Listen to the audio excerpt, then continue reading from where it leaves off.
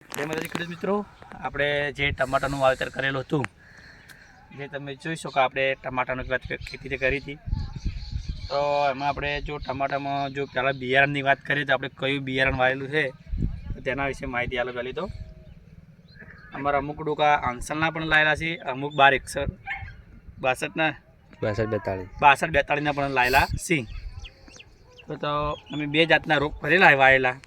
એટલે આપણે આજે ટમાટાની સંખ્યાની વાત કરીએ તો તમારા લાઈવ આપણે તમારા ભાતે જ ગણતરી કરવી કે કેટલું ટમાટાની સંખ્યા બેસે છે એક છોડે. તો ચાલો આપણે અહીંયાથી શરૂ કરીએ સ્થળમાંથી. તો પહેલી ડાળ આ સાઈડ જાય છે, જોઈ લો. ફૂલની વાત નહીં કરી, ખાલી જે ટમાટા વળગ્યા છે એ વસ્તુની જ વાત કરશે.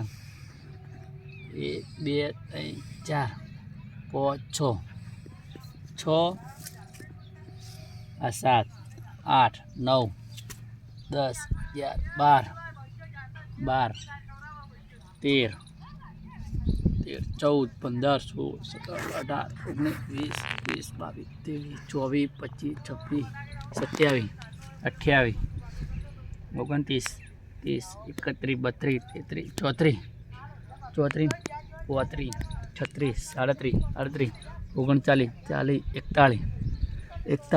43 44 45 46 47 48 49 50 51 52 53 54 55 56 57 58 59 60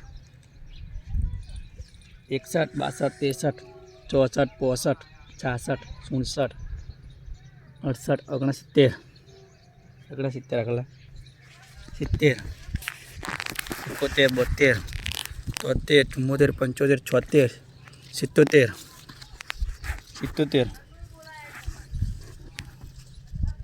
78 79 80 81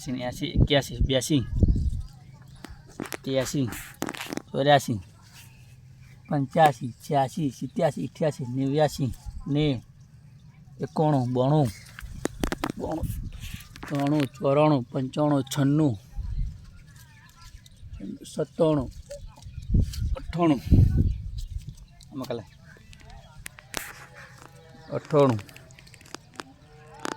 99 100 101 102 103 104 105 106 7 8 9 10 111. એટલે એક છોડે મેક્સિમમ 111 છે હાલની અંદર. આ એક છોડ તમે કમ્પ્લીટ આપણે તમારા નજરમાં જ થર્ડમાં એવું નથી કે બીજો છોડ ભેગો છે. તમે જુઓ તો એક જ છોડ છે. તો તમે જોઈ શકો છો કે અમારા એક છોડમાંથી સારું એવું ઉત્પાદન મળતું હોય છે. ને હું બધા ખેડૂતોને એવું જ કહેવા માગું છું કે તમે ખેતી એવી વસ્તુ કરો કે તમને એમાંથી 5 રૂપિયા મળે.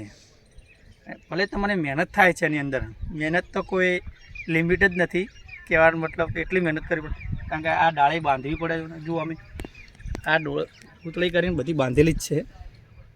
એટલે એક છોડેથી ઉત્પાદન છેલ્લી ક્વોલિટી ગણવા જઈએ તો 70થી પ્લસ જ રહેશે કહેવાનો મતલબ.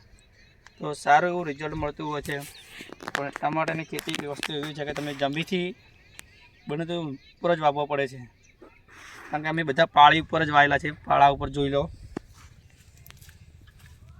અને એક છોડની વાત નથી તો આપણે બધા છોડ તમને બતાવીએ. જુઓ આ છોડની વાત કરીએ ખાલી નોર્મલ રીતે, તો એની હાઇટ પણ એકદમ સરસ છે. તો ટમાટર જુઓ તમે બધા.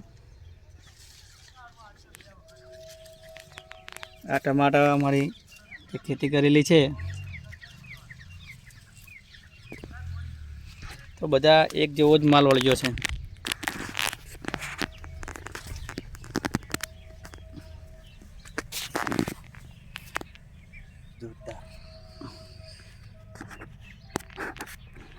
તમારા આવા પ્રવીણભાઈ હાજર છે. એ લોકો એમની પણ અમારા ગોળ ટમાટીની વાવેલી છે. એ તો વર્ષોથી ખેતી કરે જ છે. એ પણ વર્ષોથી ખેતી કરે છે. અમારે પણ આવી રીતના વાવેતર ચાલુ જ છે. અમારા બાપ દાદાનો ધંધો હતો. મારા બાપ દાદાની અંદર કોઈ વિડીયો ના બનાવતા, આપણે વિડીયો બનાવે છે. એટલો ફરક છે હાલમાં.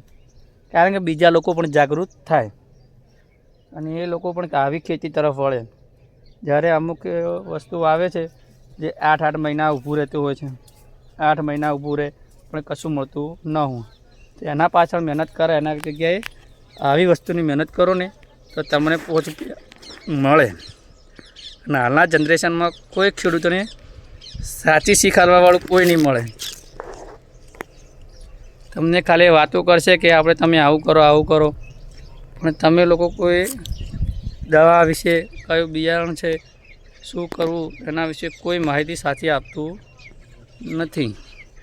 તો તમને અમારો વિડીયો કેવો લાગ્યો તો કમેન્ટ કરજો, લાઈક કરજો અને બીજા લોકોને શેર કરજો, કારણ કે બીજા લોકોને પણ માહિતી મળે કે ખેતી આવી વસ્તુ કરે તો સારું ઉત્પાદન મળતું હોય છે.